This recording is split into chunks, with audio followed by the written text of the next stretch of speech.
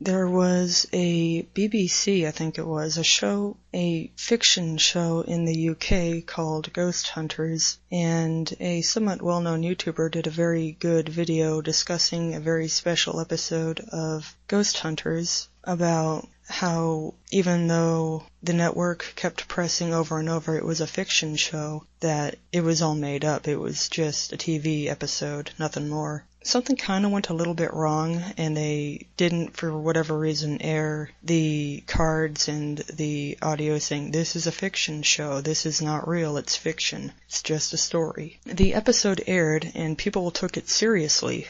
That actually happens a few times. War of the Worlds is a good example of some fiction piece on media that people took very, very seriously, and they thought it was for real, even though the network is going, no, it's fiction, it's fiction. It just goes to show how deeply programmed all of us can be. I know that when I was in early preschool and kindergarten, I remember what I saw, what I perceived, and I really knew that the Statue of Liberty was a guy. I knew the Statue of Liberty was a dude. And I remember all of the teenage boys that were using she, her pronouns, but they had long hair, they had boobs for some reason, and I was supposed to call them ma'am. Everyone called them she, her, but I knew in my heart that they were boys. And I remember the bearded women. I remember that from my early childhood. And I guess after just being conditioned and being programmed,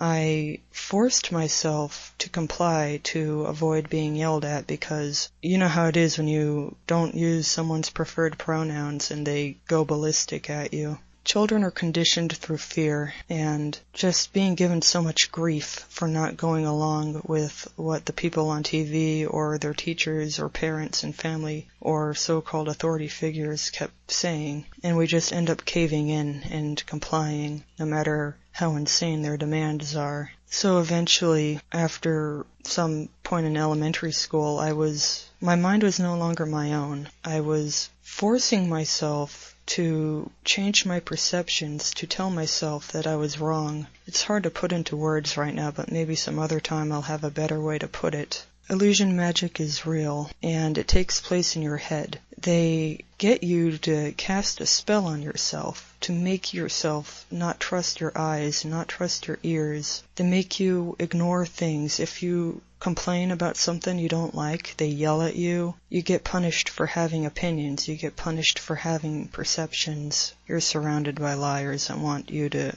turn into a robot, basically. As a side note, 4 years ago, I had a couple series of odd dreams. Maybe it was 5 years ago.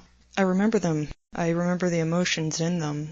One of them, I dreamed that a person I knew in real life, one of my classmates, was a pod person. Of course, today I know that most people are pod people, and I don't know why my dream highlighted only one single person when it was really 99% of people that were fake. In real life even, yeah. They're everywhere. Invasion of the Body Snatchers, They Live. You see, They Live only tells you some of the truth. It's not 10% of the people you see that are freaks. It is 90%. And there's always one tell or another. They'd let you know who they are. So there's various ways to identify them, from the things they do to the things you see on them. But that's for you to figure out. And the other dream I had was, I remembered that I was in this crowd of thousands of people walking around like robots, and I realized that they were all fake people. They were robots, and I was so alone and sad. Just one person in a sea of over 1,000 robots walking around.